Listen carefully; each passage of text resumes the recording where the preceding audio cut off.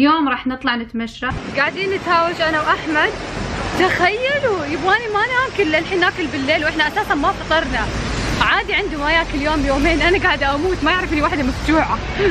لو سمحت نبي ناكل اي شيء خفيف. ايس كريم هذا ما نبي ايس كريم. مع الانسان هذا كله.